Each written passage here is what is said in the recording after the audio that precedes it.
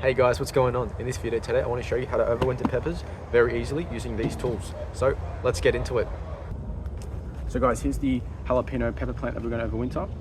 And you can see on the left and on the right, we've already pulled out some peppers. So I want to show you now how we're going to do this one. So the first thing that we're going to do is we're going to use these herb pruners to remove all the jalapeno fruits.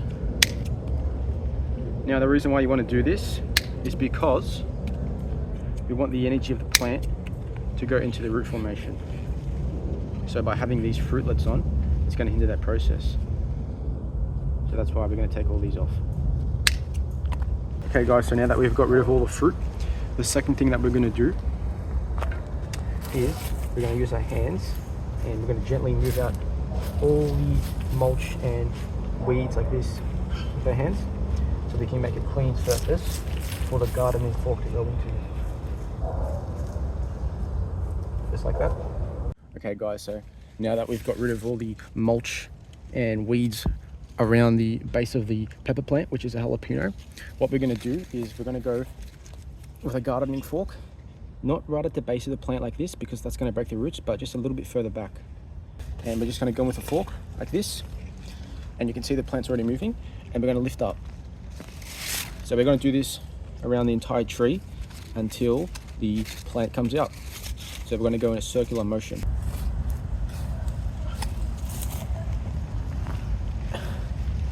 And you can see the plant is loosening really nicely. We're going to have to move all these fruits out of the way so we can fork here. This should come out now if we do it correctly. There you go. And we're just going to go around this side here now. Okay,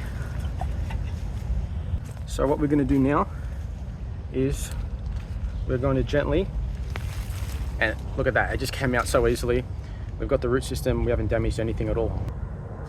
There you go guys, that's the jalapeno plant out of the ground. So all we're going to do now is just break this into 2 plants so it's easier to manage next year.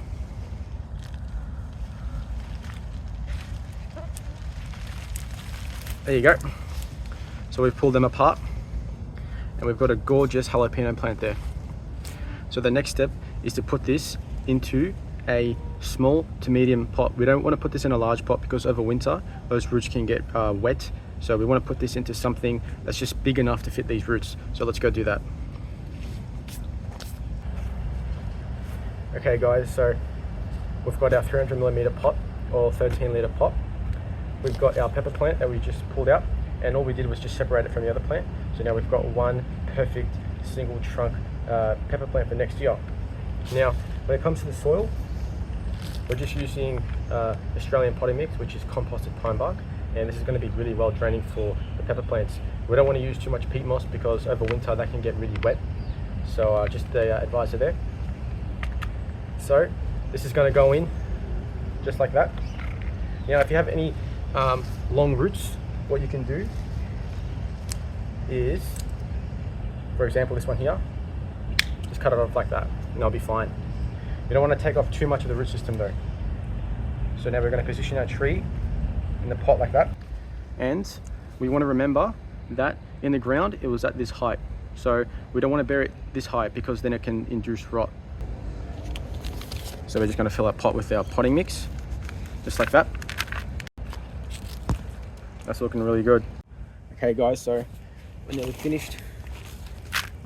So guys, now that we've got our pepper plant in our pot, we want to prune this back halfway or 2/3 of the entire plant. So let's have a look. Let's take that bit up here.